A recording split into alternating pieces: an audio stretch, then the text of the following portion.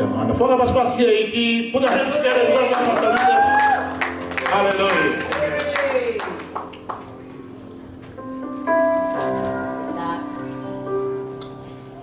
Hallelujah. Jehovah. Such an honor that I'm standing in front of a strong and holy people. And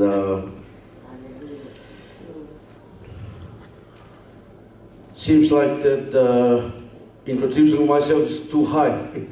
And I'm humbly, it's a privilege for me on behalf of my family and all of our Assembly of God. We are so blessed. And the senior pastor has been called in the last few days and send his regards to all of you and the fellowship that we have in here.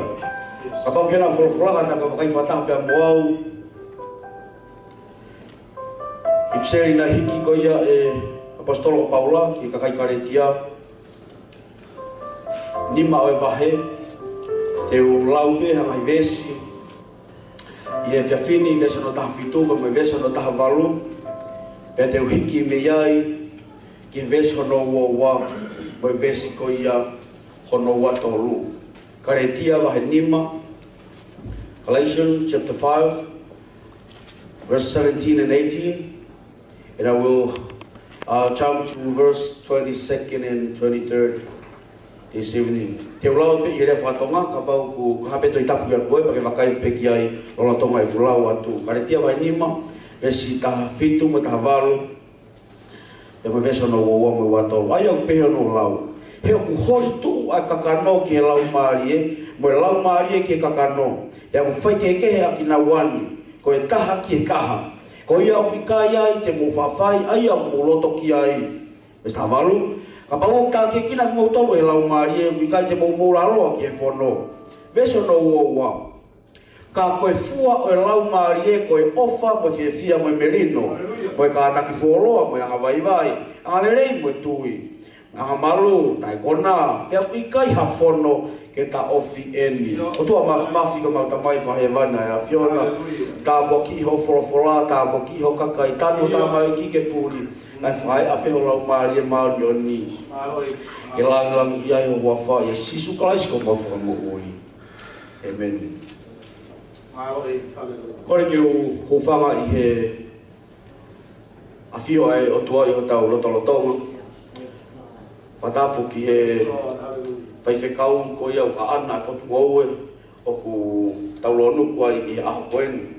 Whatapu ki he kau mātua o me kau whineiki o lotu, mo tolo kau lotu fualoa, au sia tau whanau, whapapalahi ki he toa taha ko toa pē. Ki mua pia ku malangai wholofola ai o tua ko tō mua o atu whamalo ki toa taha ko toa pē. I he whiawhini, ko e lava keni ai wiki hono nima, ko e kuheni, mo tau tolu i he whiawhi koe ni, pia ku hounga lahi o pito teo kuloto. Talo hao te tua taha te wangoi ko tai lata. Talo hao me wangoi hange pe ko siasi e ko loto ai. Talo hao me wangoi hange pe whangatoko wai kau mātua. Talo hao me glau pe ho mo whanau ko whanau. Pia ko wangoi whiawhiala, ko whamalo ke eiki, ko mo tolu, mao e whainga mari ke tau whiohi. Ma whainga mari ki tau tala noa, ma whainga mari ki tau lotu, mo tau huoi, mo tau whakawhetai ki o tua. O ko wilo ia i kakapoto kehen ki a te ao. Koe potu enti o ngawe aki ki hu, ta tau pe me whitu o kou iai. Ia ko whiawhia lahi ki o ate whamalo ki toko taha katoa pe, si ngai whamiri ko koe nea o mai hao tokoni, whatau mo eiki ki tāpua ki ko i he whiawhini. Ko i koe maumau hoko ki o kureo, ia ko koe whamore more atu, ko i koe tunga ko ia o ka te whenga pe ure rei taha ke malanga i wholofola ai o tua i he whiawhini. O ko lawe i pe koe weekend o ngawe aki ki he tonga kotoa pe pia mei ke ngai businessi kotoa pe koe langa ini o ngai makatuunga o ngai ngau kotoa pe e whakahoko he toenga o e tau. Pia uieni e ki tau tolu tonga koe wike whakaheke heka. Ai ono whakarea ko wike whaheke ka mahino pe ia koe wholau ko manaki ki whakaoko. Pia koe wholau he tahi o kai ha tahi a more mau pe. Koe wholau he tahi o kia wholau he nonga mau pe.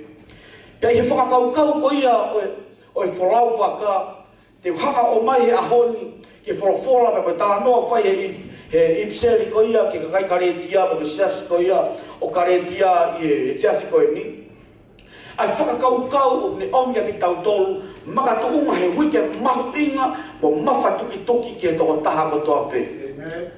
I know that we have planned things for the rest of the year. I know that we have planned things for our children, for our families, for us individually.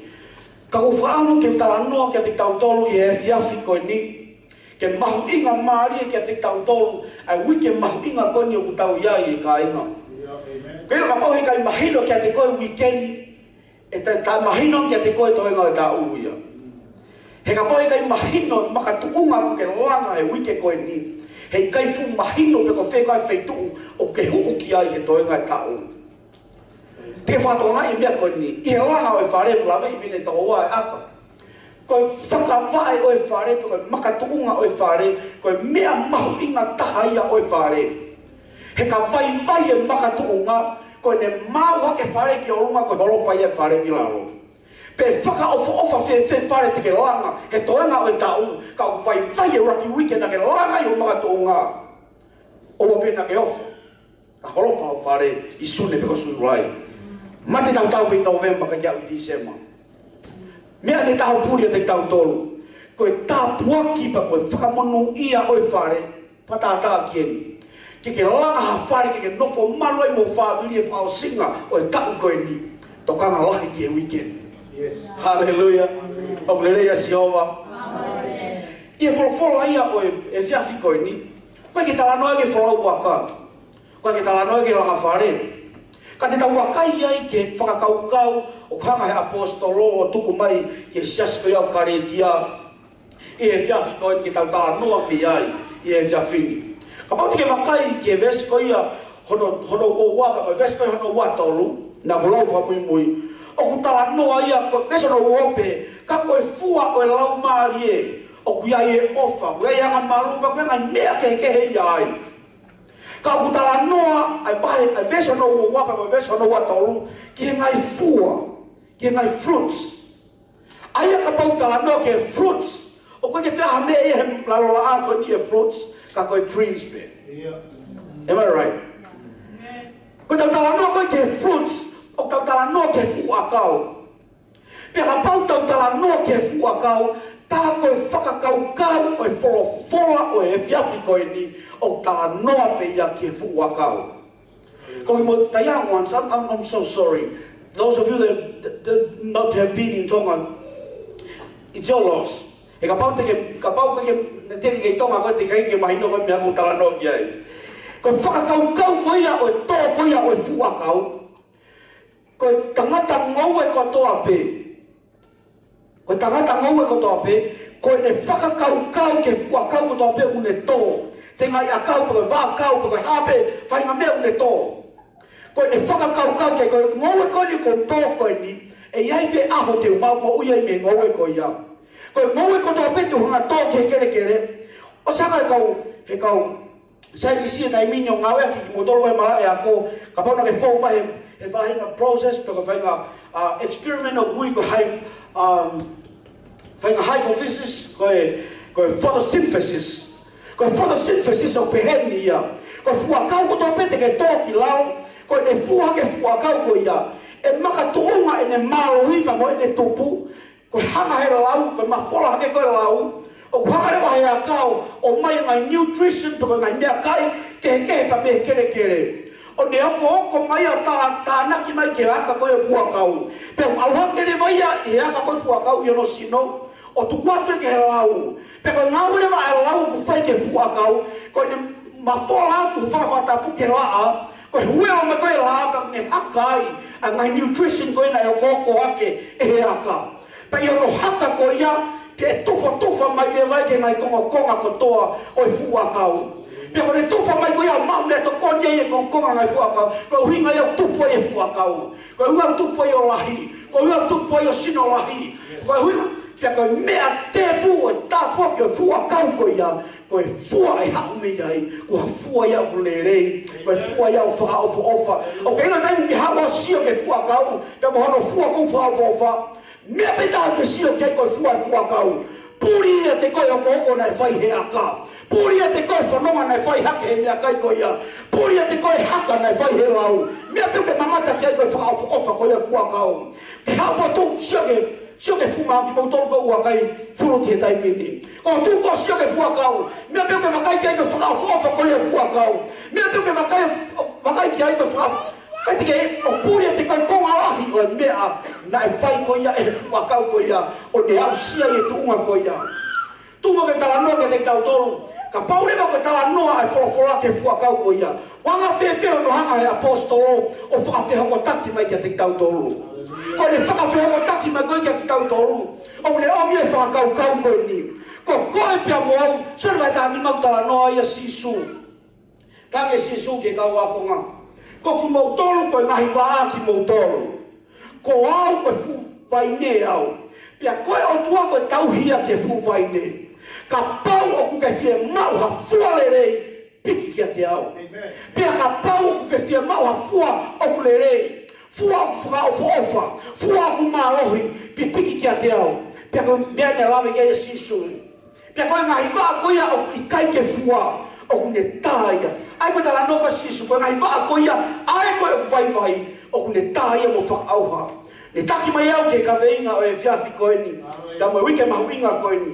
Ka veinga o kai wahe e whiawhi koe ni. Koe siasi malohi. Amen. Tange tō taha whaki, the powerful church. Hallelujah. O ke ila mea wakai mai kia i e kakai. Ka pau ke wakai kia siasi o whaofa. Siasi o malohi. Koe mea peo ke wakai kia i koe malohi pa mo e whaofa. Koe te ke ilo koe ngahi yafi o kunau whau mai ai. Koe te ke ilo koe ngahi pauparema o kunau whau mai ai. Koe te ke ilo koe lahi mea o kunau kātaki. Koe nau wau mai ke tā puaki koe ia. Where ai afi na nau whau mai ai.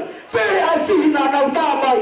Where ai ngahi pauparema na nau hau ai. Ka ko ilo nau ke iau mai ke taimi koe ia. Koe nau ke pipiki ke fuwai ne. Koe nau ke pipiki ke sisu.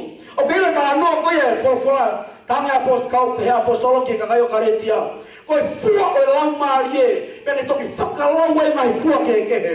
O ke ilo koe ka fumea wahi au whimau ke tau tokanga ki ai, koe fua. Ke toko ni mai a sisu. O pika koe mea wahi ke tau tokanga ki ai, koe fruits. He ke ilo fruits, koe mea io whakanatula pe ia. O pika koe fruits ia koe whaingia ke tau pipiki ki ai. Lahi hono maangai e fua lau maarie. Lahi hono tāno ai. Lahi, o ke ilo mea ke tokanga ki ai. E fia maka ke tokanga koe ke ngai hala whihi o tā mai o au mai ke fua koe ia. Koe mea ko whamu tala noa kia te koe. Koe au mai ke fua o lau maarie. Ka pau ke wakai ke vesono tā whituma vesono tā walona kulau ke te tautou. O ke whairea mahu inga ko tala noa kia te tautou ki e kia whini. Ula ke whairea mahu inga ko ia vesono tā walona pehe. Ka pau o ku tā ki e kina ki moutonu. Koe whairea ia ko whaangu. Never parangi koe let. Pe koe tataki. Koe au mai koe ia ki e fua koe ia o e lau maarie, pe koe fua koe ia o whaofofa, o tok whamui ia. O ke ilo mea mua taha koe ke au ki e fua koe ia, koe tā ke kina. He ka winga pau he kai tā ke kina koe, kono whawhanga koe ia o e fua kau, e whai e me tā ke kina. Kono oake koe ia ngai hivi, mo ngai nutrition, pe mo ngai mea kai ko tō peki o runga, o whai e me tā ke kina. O ka fokasi ki tau tonu, hono whaingai ki tau tonu ke tau mau e o wha. Hono whaingai ki tau tonu ke tau mau e kātaki. Hono whaingai ki tau tonu ke tau fua lerei. Hono whaingai ki tau tonu ke tau hama te mata lerei. O keilo pāpare ma, ko tau fokasi he fua. O keilo mea ke tau fokasi ai, ko tau fokasi he tā ke kina. E ka pau e tā ke kina ki tau tonu o marie. E whana tua pe asma o wha. Whana tua pe asma o kātaki. Whana tua pe asma ngai kua koe ia. Hallelujah. Ko tala noa ke te tau tolu e ka inga he whiawhi koe ni. E pia mea mawinga ko whatua ngai. Kai o tala noa ke te tau tolu, o tala noa ke siasi lahi o eiki, po whamiri lahi o eiki. Tai mi lahi, o kila palapare maka pau te ke whaingai koe ke ofa. O kila palapare maka pau te ke whaingai e koe ke kātaki. He kai toronga ia. Ka o ka pau te ke whakawhalala ke tāke kina koe e lau maari e. Ko tala kia te tau tolu, te te ke ofa ko ofa ya mooni te ke tui ko tui ya mooni te ke kātaki ko kātaki ya mooni he pi kai ko koe ya ke fei ngai koe ka ke whaata e ko te lau maari e ke ni hanga la fei koe pe hi mo la fei ko te lau maari e automatic pe ala ke ya ofa automatic pe ala ke kātaki automatic pe ala ke ya whawai mai pe ko ngai mea ko toko ia ko tāna ke te ke ohvare koe te ke ohvare koe ko mea nai ne hiaki ko hua no ta fitu whaata ko ke lau maari e me weekendi ua no ta hawahu hau pe koe noa pe ia hau pe ia koe noa pe ia koe halahi ho lau pai mai ke te au o noa pe ia e wika ke whawhalau ho rea o wika ke whawhalau ho au wika ke whawhalau ho tara noa ko whawhalau hea maari e o soa kani na whaka paspasi ke he kia me whenu Hallelujah. Kono whatu tā maki e, ka inga. He me kai ko lau maari e pia kufua. Ke toko ni mai eki ka te tautua. Ka pau te ke wakai e ka inga. Vese ano taha tolu, taha wha, taha nima, taha ono. Koe urisi ko ia, koe urisi ia, koe fua o e kakano. Ka pau te ke lau e urisi ko ia, o kulahi ange ia he vesi ua ua pa me vese ano watolo. Ka pau te ke tā mai ke te au, o koe te ke whaata koe ke lau maari ke te fua ai. O ku ta tau pe, ho tō mai ke fua o e kakano, mo o tai whai hamea. Ke toko ni mai eki. He ko taimu te tai whai e hame, o saiange ka pau pe kai te ke tō mai ke kakano ko mahino ia, o ke tō mai ke kakano pe ke fua mai ke fua kakano, rea mai ke rea kakano, wakai mai ke wakai kakano, ka whai mo whai tanga alu ke te koe. Saya ni ho hau tui lo tō, e mai whakakau kaua ki mau tō ruia, ko ke sai au pito koe ta koe ko tō noa e mau amana ki atu. Ke tō koni mai a sisu ke te tau tōru, ke tau unu mai, ke aua mana na tau tō whengai ki tau tō ke tau ofa. He ka pau ki tau whengai ki tau tō ke tau ofa, me whenga ofa ki roa i tonga ko ofa perestiki. Koe marimari ke manipau perestiki. Koe ofa ko ofa whangarimari. Koe taimi au ke whengai ai tō ke ofa ka inga tumo ke porei koe. Ka pau ki tau whaata ke la vei ki tau tō hea mari e. Kai ke tō hea au whengai au te ofa. Ka pau te ofa e mahino peka te koko ofa mi loto. Ka pau te tokoni, mahino peka te koko tokoni mi loto. Ka pau te rea lere ke te koe. Koe ke whangarimari au. Ko whahaya ke te koe. Te ka pau te rulua ke te koe. Tala ko te tai se fia koe. O mahino ke te koe. Ko whai mea ko te peka rea tuaki. O mi kai ko au. Ka ko kausi. Mona la mari mari ani. O rea asi o kuato. Te ko rea ko te peka rea tuaki te koe. O koko peka tā tuaki. Ke to koni mai asisu. Ke te tau tōru he viafini. Hallelujah. Ke to koni mai asisu. O kai pe ki mea mulifia i e te wolo. Ko ki mea mulifia i e te wolo. He ko taimi ko toa pe te ta whakaata i e tā ke kina ki tau he lau maari e. O ku unu mai rewa hau tā lau maari e o ki tau o ta taha. O ku unu mai rewa hau lau maari e o ta taha pe ki tau i he sino o kalaisi. Peka mea inu mulifia taha i e te wolo. Ka pau e loto taha sia sio eiki. Hei kai te ndolawa ki whai hamea. E toko ni mai ki ka te tau tōru. Ka whaki mo ke whorofora. Ko taimi ko ia ku ke tōa i whuakau, pia tupu le rei i whuakau ko ia. Pia ku ke tokanga ki hono tauhi. O ke tokanga ki hono fui fui. O ke tokanga ke huo ke maala ala. O ke tokanga, taimi ko toa pe, when you're taking care of that particular tree, it will have a good health. Tupu le rei, pia maui le rei. E tene o mai rewa whainga, o kila mea mulifia wahi e te wolo, na o ware ku tokanga siasila e o tua, ke na whakaataki e lau maari e, pia na unu mai o taha. E keilo pe koe taha ia koe mea mulifia e a te wolo. Koe taimi koe fua mai e siasio eiki, koe mea ia mulifia taha e te wolo. E ka pau e fua siasio eiki, tena fua koe ofa, tena fua koe merino, tena fua koe amaru, pia hei kai toa hamata paa ia, ke te wolo ke huma iai, kai toa hamata paa, e whinga ke huma e tau whia, os matatari pe he o wha, whinga ke huma i he au, os matatari pe whakaataki, whinga ke huma i he ngai mea ke he mouini. ni ka ko la vehe lau marie ia hono siasi ke tau hoko ko siasi maohi mo siasi whakaopa ke tau hoko ko siasi tapuaki siasi monuia siasi kawaia koe ke tau no tō pānga wai po seni tiau koe ke tau no ke koa wai po mea lewe au koe ke tau no ke whare wai po whare au ko to tokanga tō ke tapuaki pa po whamanuia ai ta taki au whai lau marie ia no siasi ia wano tāwaru ke hoko atu ai te tokoni mai ke te kautolu. Hallelujah.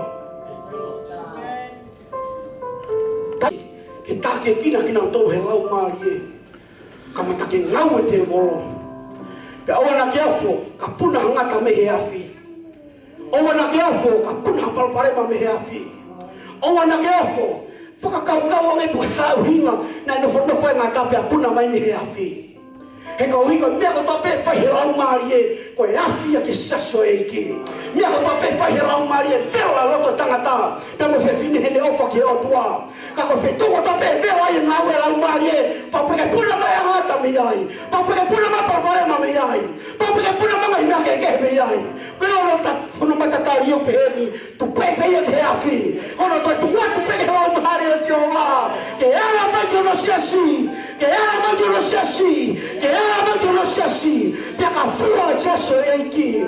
Quando ele é também não é desse, bem que tá do hela, tá do evangelho, que tá do hela, tá do varre, é sim o peca cair que fala fofa, ai fua cau coia, é sim o peca cair que não fala fofa, pega tá o pepe, ai fua cau e coia, é mama peca cair que loto, que não fala, corre a forma, que não toma ele que loto, não fua fofa pe, a City Connection Church here, é fua fofa pe, ai na mawe, fua fofa pe, ai na riba, fua fofa ai na noa, fala na vai fatonia.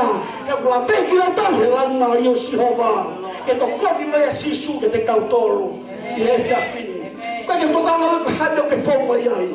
Quando eu tô cá no rádio para parema na foi mai ai. Quando eu tô cá no rádio na foi mai ai. Quando tô cá no atual que tá tukuang hataini, que tá fatai que Sihova. Fatai que no lá Marie, que ne lá vem que cautolo. O que não é bem que dá todo lá marie, cai tu fica corre o que vai pelo tu, cai tu fica corre o que vai fatoria, cai tu fica corre o que vai malori, cai tu fica corre o que o mais que é aqui, é por lá vem o lá marie, o Sihova, a meu rupo, tá lá no que tem na tolo que na maloto a meu tá tá que tem na tolo, com a shit. Como ele shift, para fatar aquele loto coia, tá no que você precisa ir lá já. Tá tá o pé mo coi pé mo. Que ele não maquia ir lá já. Ele shift ele loto ana. Tá loto tá o pé mo ir lá já. Tá shift ele loto ana. Foi ele na ngawa que shift coia, foi ele que formato ato. Na loto formato, para porém na tola ni hunam tawangi. Tá o ano tá valu. Tu mau ke hoko ka tau tuku pa. Fai pe ngau yang maheni na fai wano ta fitu. Fai pe hiwa ia na maheni ke wano ta fitu. Fai pe malanga ia na maheni ke wano ta fitu. Fai pe mangerio, fai pe foki, fai pe mai ke ke. Mea pe to tana ke to wano ta walu. Tana ke fui ia famato ato mui. He ka pau ke tau hau famato ato. Lama que to semisi, ko lotu famato ato e mau nyonyo au ngalahia. Pe ka pau pe fa lo pa ta mau nyoni. Fe ka pau te fok famato ato ta mau nyoni. Fe ka pau te mama famato ato ta mau nyoni. Fe ka pau te hau famato ato ta mau nyoni ke o tua. Ko kala ke te koi, te tau fu ma ke veso no ua ma veso no watoru. Te tau hoko ka kai ngofa. Pa te tau tana ki tunga ma himia ka tope. Me foi dia la hi ua ma ke ma no ni ma. Vai vai tá no é fiafini. Foi lá o aqui se vê no aqui pe. Coia tu mau e tava caína. Acabou de levar lá que mês coia vai no nima. O todo mau é aqui aí o foi lá o coia. O loki que foi lá que tava caína. Com no que foi lá com moon. O foi lá lá e todo mau é aqui mau pe. Tá no é tá apostolo que caiu caretia. Mau tu mau tava caína que foi tava caína que motou rei com se sucalaisi. Pia mo ai ato taina ko ya ke mo oni a miloto. Pia ka pau ko tawa taina ko ya mo oni ko ya. Tene hanga hai siasi o eiki. Pe ai hokore wala foi lea ua koia. Koe whakai kuia o ngahi fua koia tāno ke mesono ua. Ka me mesono ua tolu. O a whewhe tana malanga. O pehenia. Ka pau te uofa. Te kowhainga ofa ia humooni. Te me whainga ofa utawa taina. Ka pau te ukātaki. Ko whainga kātaki au mooni. Ko whainga kātaki au utawa taina peia. Pia ka pau te urea. Ko e rea ia mooni. Na me rea utawa taina. Pia ka pau te whaki. Ko whaki au mooni. Ko whaki au utawa taina. Pia ka pau te ngaue. He kai te aia ke wakai mai hataha. He kai te aia ke sio mai kakai. He kai te aia ke whamaro ia iau. Te whaipe ngaue. Uaki ko utawa taina. Mi heiki. Ano ua fumo oni pero la vea la mari oni. Hallelujah. Yes. Oh yes, Jehovah. Mau ai pe. Ko te utu ato ke te ko whenga ke whanoto lahi koe. Ua noa taha wangu. Ko tau mahtinga au pito ni. Whanau he tala noa whai whekau. Ko tau inu lahi o nongahi mea. Lahi o nongahi visone. Lahi o nongahi ngāue. Ka inga koe tari pēke ngai ngau la lahi pēni. Koe la veki tahe lau maari maani oni. Koe lave mai pēa lau maari maani oni. Koe ne osia mea kutua pē. Ngau e lahi ma ngau e sisi. Te whai pē ku la veki ahe lau maari maani oni. Whakahau kawan kou take mai ki tau tolu ki ai. Kou toi hanga whasisi mai me siasi. Kou huru mai ki loto ki o tau ngai family. O ku ke ilo koe siasi mālohi e ka inga. Hei kai langa ia mea ngai whanui o vai. Koe siasi mālohi. Hei kai whatopu ia, hei kai produce ia mea ngai whanui o vai. Koe siasi mālohi. Hei kai whatopu ia mea whanui o ku tō ngau e pepe tō. Tai pau pe. Koe siasi mālohi. O ku langa i mea ngai whanui mālohi. Koe hau whakakau o whanui tuku e te tau tolu he whiawhi koe ni. Koe whakakau peheni. Ke au mai e lau maari o Jehovah ke hono siasi. Raki aku atu e ki ngai family. Amen. Hallelujah. Ko whakakau en ko whaam ke tukan ke te tau tolu. Koa koe tamai au. Whaam ke urea ke tamai ko toa pe. Ko pau te ke ngauhi e tauni. Ko tau e ke lawe e ki tau tolu ngai tamai e eiki. Tau ne whai hau tua mea ma ke hau tau ngai whanere.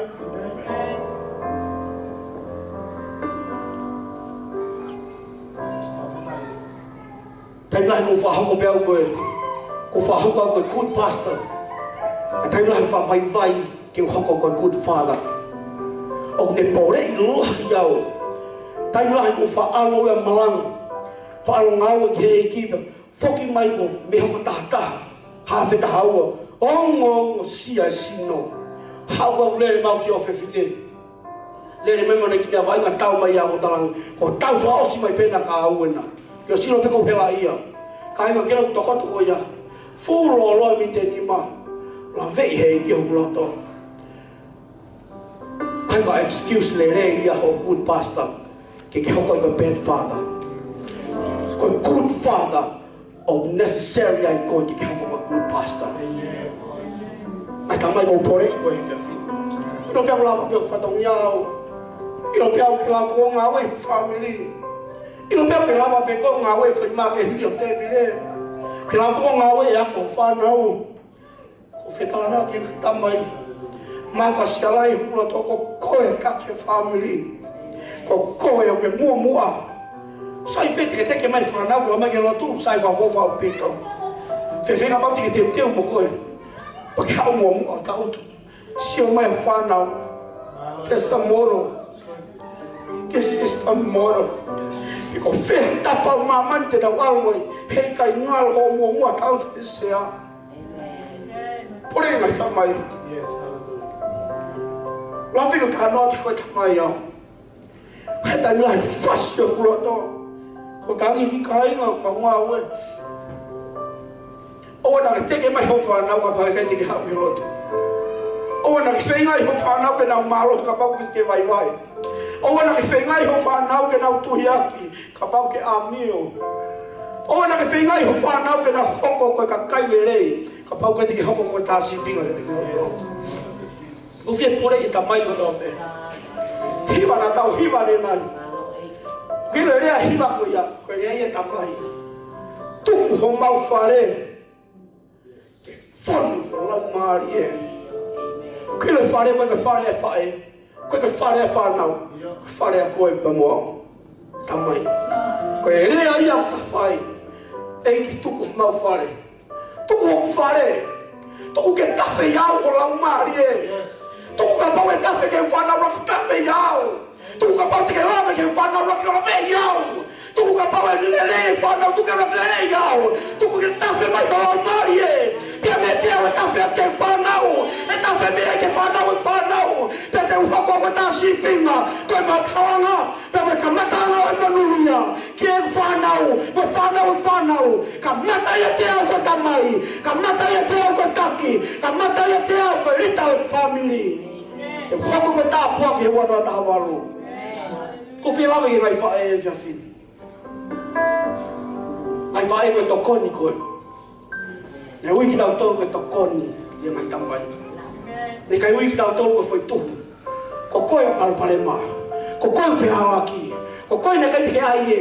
Ko koe na kai te ke mai hau mea ofa. Ko koe na kai te ke ai hau Krismasi. Ko koe na kai te ke ai hau ha. E na ui koe te ke ai mea ofa Krismasi. E na ui koe te ke hoko koe mea ofa Krismasi. Na ui koe te ke hoko koe tokoni. Pia ka pau koe tokoni koe. Koe mea ko tape e tafe e tamai. E tafe e te koe. Tapoki ko tape hau e tamai. E hau e te koe. Ma fesila ki o kuroto. Ke o sio au hake ngai whae e ia. Ke taki a ngai family. E lei pia ko mea pia au mo family. Ka kau tokanga tu. Ko tapoki o tua he kai mua mai e te koe. E mua mai e tamai. Pia ka pau ko koe ko tokoni. Ko mea ko tape e hanga o tua tuku te family. E tu wate ke te koe ko koe tokoni. Tene tuku ki tamai ko taki. Pia ko koe ki hanga puke puke. Ai fuoloa o tapoki ko ia. I o family. O mea si hova. Kori ngai whae ko tua peki tau whoke a paspasi ki hei. Tau toi whoki peki he whorwhora. Whakaata mua ke laumari e ke ne tāke kina ki tau tolu. Pei hono tāke kina ki tau tolu. O ni hangai o whakaata ki tau tolu. Ki tau hoko koe tāpuaki. Koe te utuho ki hataha, koe te uilahano family heni. Ka ko whetala noa kia te koe i he whiawhini. Ko hui koe whanonga ua noa taha waru koe whanonga loloa. Pea ka pau loloa whanonga e whie mau ha mea umāmarohi. Ke ne teke ki tau tolu. He ngai whahai tau ko tāpe. Nau soa te whatoa matangi i he pō whaostau. Kero ke matua ki he whare marohi. Oi mo fui ke. Ko pau ke hoko whare ke whare marohi. Pea ka pau e hoko whare ke whare marohi. E whie mau ha mea marohi ki te puke whare ko ia. Pea o tāatu ke te koe i he whiawhini. Koe lamari o si ho wahape. Tene puke ho tau ngahi whare. Eike, tuku ho mau whare. Ke whanu ho laumari e. Pea ka pau e whanu ho mau whare he laumari e. E tāke kina mau tō ho laumari e. Pea ka pau e tāke kina mau tō ho laumari e. Te mau fua koe ofa. Te mau fua koe merino. Te mau fua koe kātaki. Te mau fua koe sai. Ka mai amaru.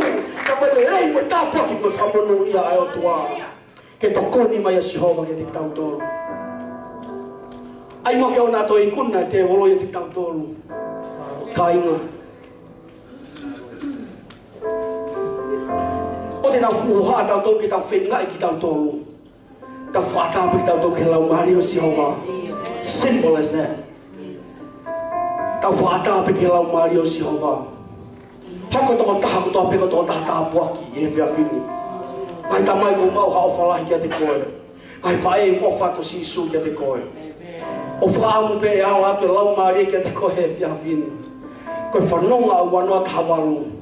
Ki whamau i whamua he weekendi. Pea tau lea whataha. E o tua. Tuku ho mau whare ke whanu ho lau maari e. Tuku ho mau whare ke whanu ho lau maari e. Kai aharea te tau mātuka ki muau i hahoni, pehe ke taoni. Tuku mua tau ngai whare ke whonu he lau maari o e atua. Sai me ka pau e whonu he paanga, kai osi peia. Sai me ka pau e whonu tau ngai whare he mea kai, e osi peia. Sai peia ka pau e whonu tau ngai whare, hanga inkoa ke he keo e mo uini. Ka koe koloa tolonga o tai ngata. Tuku lau maari o Sihova ke ne whawhono ko tau ngai whare. Te ke osu malanga he whiawhini. Kau tuku hei kia mawhasia hu loto. Awai be tai lahi.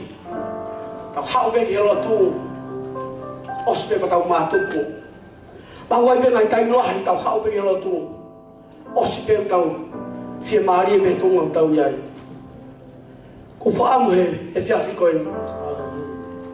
E hiva mai piu hiva tuku mau fare e fonu lau mari e. Whawhe tamai ko tope. Kata ka tau pe he mea ko ke tau tuai. Mea pe ai. Whae, mai whanau ko tope. Unua pe tamai. Keino kai ka whatongia maa e whatongia fua he tamai. O keino he tau tuai tamai ko hiri e whamiri ko toa. Hiri e siasio e ki hono ma. Taimi lai ka ke whalama mai ke lotu. Koe mawhasia. Whakasino, whakaukau, whakaloto. Hono whakakaukau i koe mea moao. Whaami tamai ko tope ke tau pei lalo. Ngai whae mo kataki haki ki olunga. Mothers and the children, please rise to your feet. Ki tau whai halotu makehe ke ngai tamai. Unu ke o whamiri o tō whataha mea mo ia he whiawhini. Te mawimat mo kau hiwa tuku ho mau whare ke whonu o lau maari e. Tau ngahi mo e whiawhini koe kamata anga ia. Eiki, lahi ngai tōnou nou. Lahi ngai paupare maa. Lahi mene whai me fōu e wanoa tā pitu. Kai he wanoa tā malu. Whākio kamata pia mo koe sihowa. Tā poki e tangata eiki. Eiki ngai mawhasia ko tō pe o mahino kia te au. Mawhasia ko tō pe o kai mahino kia te au. Ko hiri hok ni ma kia te ia. Ko whakawhe tā puak pia mo whamanuia a whiona kia te ia. Hiri fo ni ma. Io hoa, whanau, children, lay hands on your dads. Everybody please. Tau whātā mua ke lau maria maarioni e sihowa. Mahapeti ke lava peo whamatara e whaingatao ne whawhatongia. Mahapeti ke lava whamatao e ngahimea ke keo whawai. Ka hei kai mahino ia ke te koe. E furahi suu ia ko ia ke hao ia te koe. Tuku ho mau whare ke whonu ho lau maria maarioni. Te ta utu atau ke wafo sisu. Hiri pe ko ia ko kore te tō taho tape. Lotu mai ngai tamai ko tape he pareni. Ta tawe pe ko hatunga pe hatata iki. O te ke tohango kia he pai ko koe ke whai liriu. Koe lau maria si o wau ke whai liriu. Mea pia tawa ko whai ko ta hiri o tani maki ai. Pe ta lotu maana. Ta utu atau wafo sisu pe ta lotu katoa. Taha, ua, tolu.